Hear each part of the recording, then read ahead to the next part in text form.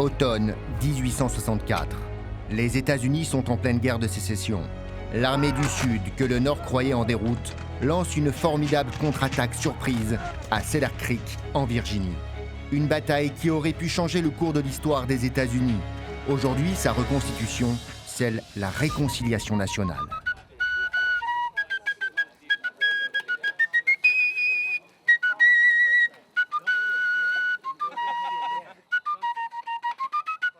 C'est merveilleux de pouvoir partager ma passion pour la musique avec des gens qui, en retour, partagent leur passion pour l'histoire. J'ai joué pour le président George Bush. J'ai rencontré Teddy Kennedy. Oui.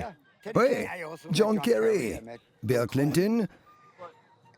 C'est intéressant qu'ils acceptent l'idée qu'on joue du côté des États confédérés. Je suis du côté de l'Union.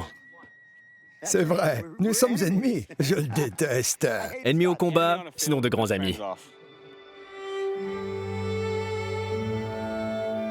Plus qu'ailleurs aux États-Unis, c'est en Virginie que la guerre civile américaine a laissé davantage de traumatismes. En effet, c'est dans ce décor de la vallée de Shenandoah, où les combats ont été particulièrement fratricides, que subsistent encore les traces d'un certain malaise. Le conflit pouvait diviser les membres d'une même famille. Certains soutenaient le Nord, d'autres le Sud. Alors, ils se battaient entre eux. C'est arrivé. Je trouve ça un peu bizarre. Oui. Qu'on l'appelle guerre civile américaine ou guerre de sécession, le conflit qui déchira les États-Unis de 1861 à 1865 fut le plus lourd en pertes humaines du pays. Plus de 620 000 soldats américains y ont laissé la vie, contre 420 000 pendant la Seconde Guerre mondiale. La question de l'abolition de l'esclavage est au centre du conflit. Le Sud, dont l'économie dépend en grande partie des plantations de coton où vivent les esclaves, s'y oppose fermement. Mais il y a également d'autres causes à ce conflit. Le Nord, plus industrialisé, entend appliquer des politiques protectionnistes pour favoriser son économie. Les États du Sud sont contre, préférant les produits importés moins chers et souvent de meilleure qualité. La nation est divisée. En avant! Marche! 11 États font sécession au Sud et adoptent une nouvelle capitale, Richmond en Virginie. Les États confédérés d'Amérique, comme on les appelle dorénavant, se donnent un président, Jefferson Davis. Au nord, Washington reste le siège administratif des États, faisant partie de ce qu'on appelle l'Union. Abraham Lincoln assume la présidence depuis son élection en 1860. Les États du Nord ne reconnaissent pas l'indépendance des États du Sud. La guerre est inévitable. Les deux capitales sont à moins de 160 km l'une de l'autre. La Virginie sera donc au cœur des batailles. Plus de 2000 passionnés d'histoire vont revivre à leur façon la bataille de Cedar Creek, où armées du Sud et du Nord se sont affrontées brutalement il y a 150 ans.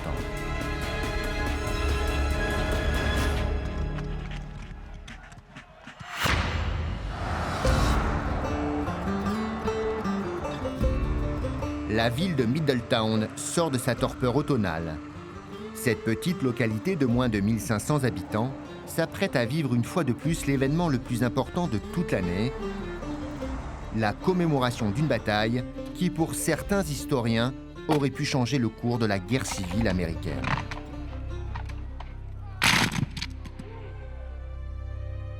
Les troupes confédérées des États du Sud, commandées par le lieutenant-général Jubal Early, ont failli mettre en déroute l'armée unioniste du Nord, beaucoup plus puissante, placée sous les ordres du général Philip Sheridan. Une défaite crève-cœur pour le Sud qui devra rendre les armes moins d'un an plus tard.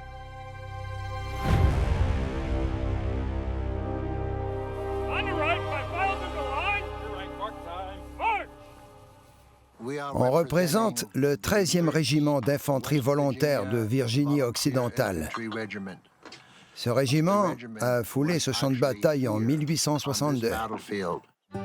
Pour Chris Johnson, William Hornhorst et ceux de leur groupe, peu importe l'uniforme que l'on porte, l'important c'est d'être ici. Ma mère était originaire de Caroline du Sud. Alors elle était en faveur des États confédérés. Robert E. Lee, Wayne Hampton, le Sud, Dixie et Jefferson David. Mon père, lui, venait de Virginie occidentale. Alors c'était un grand partisan d'Abraham Lincoln. Il aimait Lincoln et l'Union. J'ai grandi en entendant les deux versions de l'histoire au cours des années 60 et 70. Alors aujourd'hui, il m'arrive d'incarner les deux camps. Mais ne dites surtout pas à ma mère que je porte du bleu. Dans cette région des États-Unis, participer à une reconstitution de bataille entre les armées du Nord et du Sud, comme celle de Cedar Creek, c'est aussi une manière de se réconcilier avec un passé encore douloureux. J'appelle ça le plus long cessez-le-feu de l'histoire de la guerre de sécession. Parce qu'il y a encore des gens qui ne veulent pas porter de costume bleu ou gris. Ils disent « Mon arrière-grand-père a été tué par un nordiste. Ils ont brûlé la maison familiale qu'on avait dans le Sud. » Et tout ça. Alors, il y a encore beaucoup d'amertume liée à cette guerre. D'une certaine façon, on le fait aussi pour garder l'histoire vivante et aussi pour éviter de répéter ce qui s'est produit il y a 150 ans. On tente également de l'enseigner aux jeunes générations grâce à la reconstitution pour éviter qu'ils l'oublient.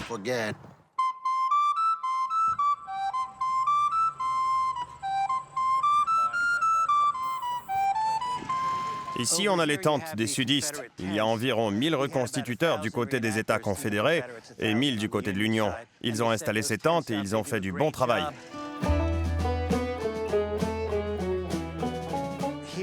Voici une partie du champ de bataille de Cedar Creek. C'est ici que la majorité de la bataille a eu lieu. En 1988, notre groupe, le Cedar Creek Battlefield Foundation, s'est réuni ici.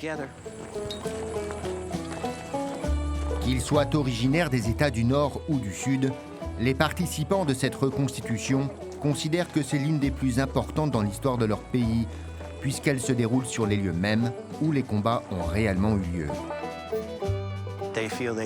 Ils ont l'impression d'honorer leurs ancêtres et leur héritage en foulant le sol même où la bataille a eu lieu. C'est quelque chose d'unique, parce que je ne crois pas que les autres parcs nationaux permettent les reconstitutions sur les terres gouvernementales. C'est pour ça qu'il est important pour notre groupe de garder ce droit et de le partager. Et honnêtement, la reconstitution n'endommage pas le territoire.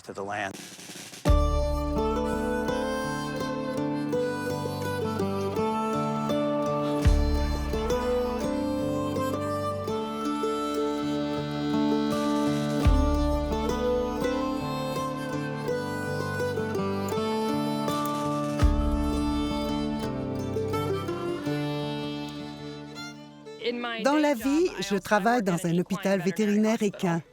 Alors les chevaux sont au centre de mon métier. Les chevaux ne sont pas qu'un passe-temps, c'est une vie, une passion.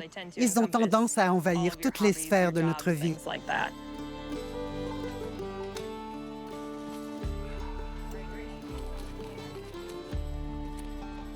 À l'occasion de cette reconstitution, la moyenne d'âge des participants est beaucoup plus élevée que lors des vrais affrontements. Plusieurs d'entre eux auraient été réformés. Jennifer a une explication. Participer à des reconstitutions est un passe-temps très coûteux, ce qui fait que c'est moins accessible aux jeunes générations. On voit parfois quelques jeunes enfants. Il y a parfois des jeunes comme moi qui étaient très intéressés par l'histoire et qui ont cherché à savoir ce qui se faisait comme reconstitution. Mais pas beaucoup. La plupart des enfants qu'on voit ici accompagnent leurs parents. Ils viennent ici depuis qu'ils sont tout petits, alors ils ont grandi là-dedans.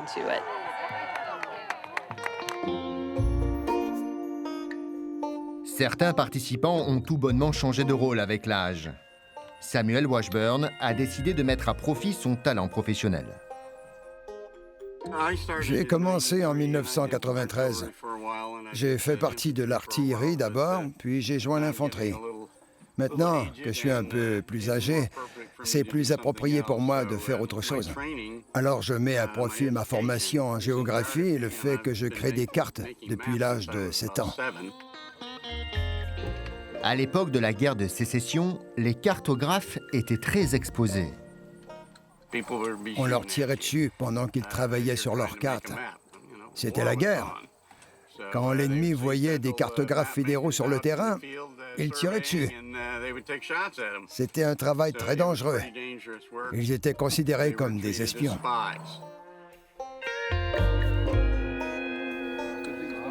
C'est un Enfield anglais original de 1860. C'est ce qui explique son allure. Je crois qu'il y en a eu environ 500 000 vendus aux États-Unis. L'Angleterre les vendait autant aux États confédérés qu'à l'Union. Ils ne se souciaient pas de savoir à qui ils les vendaient, ils n'en avaient que pour l'argent. Les amateurs d'armes anciennes sont nombreux sur le site de la Reconstitution. Des objets de collection dont ils sont fiers, comme cet autre fusil, un Springfield, un mousquet américain produit à plus d'1 million d'exemplaires. Son canon strié lui valait une précision redoutable, jusqu'à 400 mètres. Pourtant, les armes à l'époque étaient loin d'être les seuls responsables du nombre total de morts. 633 000 Américains ont perdu la vie pendant la guerre de sécession. La moitié d'entre eux sont morts de maladies, de dysenterie, d'infection ou de fièvre. La moitié. Ils ne connaissaient rien à propos des bactéries. Quand ils pratiquaient des amputations, ils utilisaient le même couteau pour 5 ou 6 hommes. Ces balles peuvent atteindre une vitesse de 1100 à 1200 pieds par seconde. Alors, quand elles frappaient un manteau de laine, les fibres de tissu entraient dans le corps, le bras ou la jambe, et provoquaient la gangrène. La première division de cavalerie de Virginie défile en rang. Montures et cavaliers prennent connaissance du terrain. En plus d'apprécier la camaraderie qui règne, Jennifer a choisi ce groupe parce qu'elle se sent vraiment à sa place en tant que cavalière et en tant que femme. Certaines unités sont plus strictes quant au fait de permettre aux femmes de combattre dans leur rang. Certains disent qu'ils veulent respecter l'exactitude historique et qu'il n'y avait pas de femmes dans leur unité. Ils disent qu'aucune femme n'a combattu pendant la guerre de sécession, ce qui est faux. Des femmes s'étaient enrôlées à l'époque et ont combattu dans les deux camps. Quand je suis sur le terrain, vous devez me regarder et vous dire que je suis un jeune homme. Je ne veux pas laisser paraître que je suis une femme.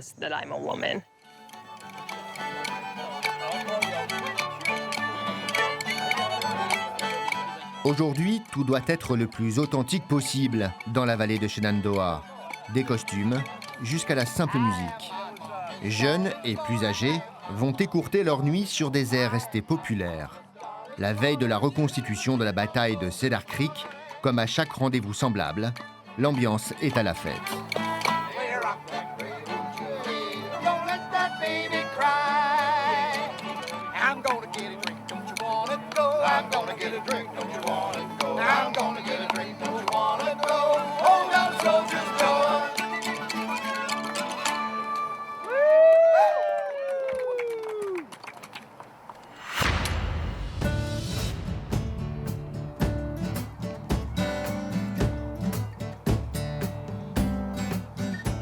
Le jour vient de se lever à Cedar Creek. Les visiteurs s'installent dans les gradins et sur des chaises où ils pourront suivre le déroulement de la bataille, selon un scénario qui ne laisse pas de place à l'improvisation. De part et d'autre, on révise le plan d'attaque. Tu emmènes tes hommes jusqu'ici, puis vous vous déplacerez jusque-là. Vous formerez une ligne à sa droite pour qu'ils se retrouvent derrière vous. Ensuite, vous vous regrouperez tous pour vous placer à sa droite. Notre objectif est de reculer à travers cette zone et de tourner le flanc. Il faut travailler lentement, mais sûrement si on espère gagner. Oui, monsieur. Vous voyez la limite de la forêt, juste ici? Il faut rester près des spectateurs. Vous la voyez ici? OK, oui. Ils vont vous suivre. C'est la limite de la forêt qui est plus proche? Ouais. D'accord, la plus proche. Le commandant vient tout juste de me donner les directives pour aller afficher nos couleurs, là où nous ne pourrons plus avancer. C'est l'endroit où il faudrait se réorganiser et nous regrouper. Nous allons contre-attaquer pour les repousser en haut de la colline, mais pas plus loin que ces drapeaux. Sinon, nous serons trop près de leurs canons.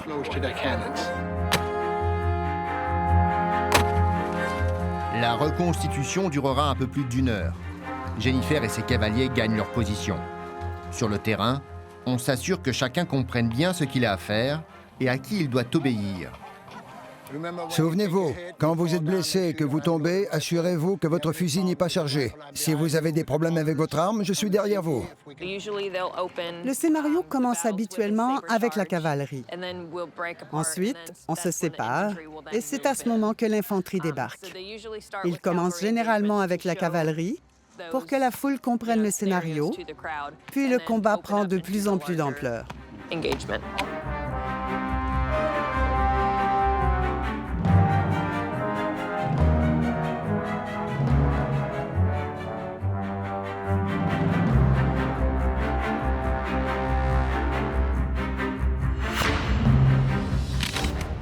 Automne 1864.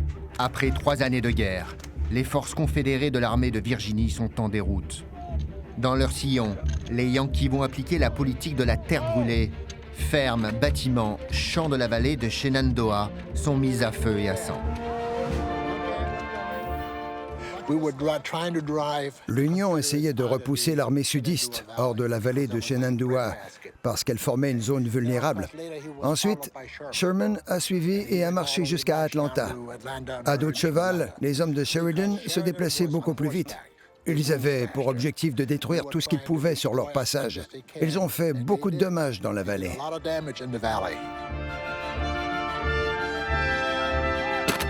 L'armée du Sud est affamée. Les lignes d'approvisionnement sont coupées. Ils subissent coup sur coup une série de défaites dans cette vallée que contrôle désormais un ennemi décidé à les anéantir. Avancez! Vers la droite! Vers la droite! Quelques jours auparavant, les sudistes ont été battus près de Winchester, ainsi qu'à la bataille de Fisher's Hill au sud de Cedar Creek. Rien ne laisse supposer que l'armée en déroute puisse se ressaisir. Les nordistes sont donc persuadés d'avoir réglé le sort des troupes des États confédérés du Sud et espèrent mettre un terme à cette guerre fratricide. Mais au moment où les croient désorganisés et épuisés, les sudistes vont attaquer à nouveau et surprendre totalement les forces nordistes.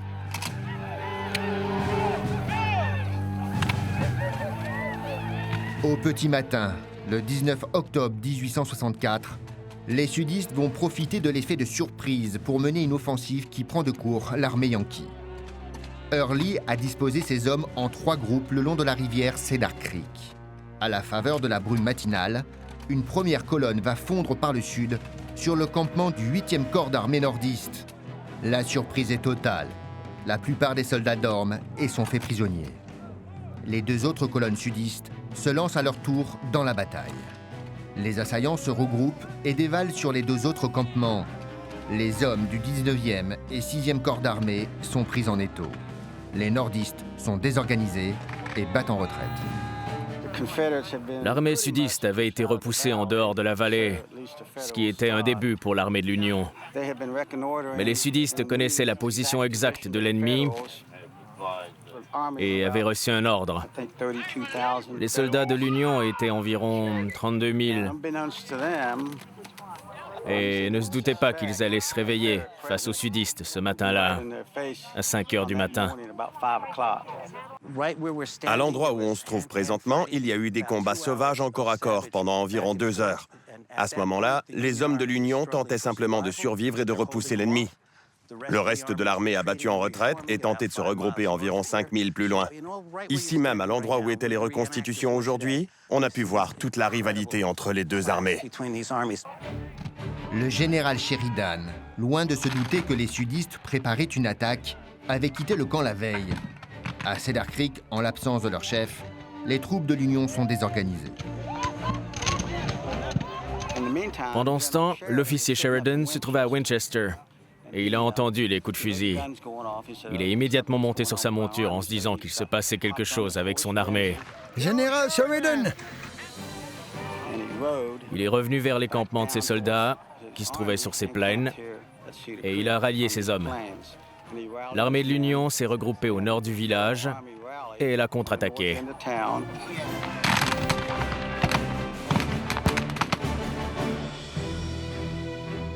Voici ce que nous allons faire. On va contre-attaquer pour remonter la colline et en reprendre le contrôle.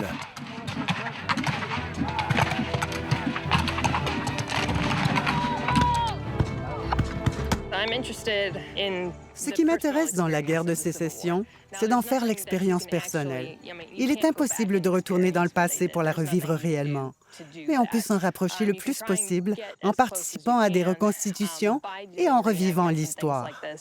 Lire des journaux intimes permet aussi de connecter personnellement avec les gens de l'époque. Ainsi, sur le champ de bataille, même si ce ne sont pas de véritables balles qui volent de part et d'autre, on sent une montée d'adrénaline. On voit la fumée, on a les oreilles qui sifflent. Quand la fumée recouvre la foule, on est parfois transporté dans le passé et on peut avoir un petit aperçu de ce que les combattants ont vécu.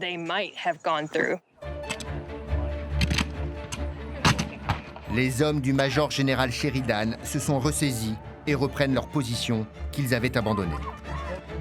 La 3e division de cavalerie nordiste, commandée par le brigadier général George Armstrong Custer, celui-là même qui sera tué par les Indiens Sioux à Little Big Horn, réussit à mettre en déroute ce qu'il reste de l'armée sudiste. Sheridan accomplit un véritable tour de force en transformant la retraite de ses troupes en contre-attaque victorieuse. Quand les fusils se taisent, les cadavres de plus de 1000 soldats jonchent le sol. La bataille fait 5000 blessés. Le Sud agonise. C'est un moment pivot dans la guerre de sécession, parce que l'armée de l'Union a réussi à repousser l'armée sudiste en dehors de la vallée. Il y a eu d'autres combats importants plus bas, mais c'est comme ça que ça a commencé. Ça a été un moment important.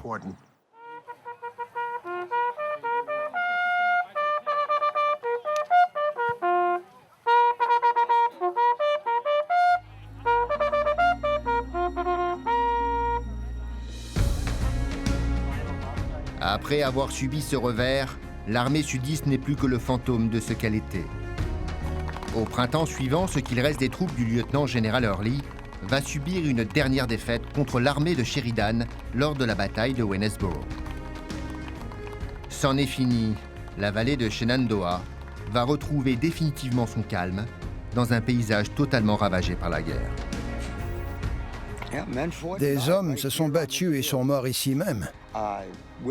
L'endroit où on se trouve aurait pu être un hôpital, une position d'artillerie ou n'importe quoi d'autre. Mais des gens, ils sont réellement morts. C'est important pour moi de les respecter quand je viens ici. Vive la Virginie occidentale! Vive la Virginie occidentale!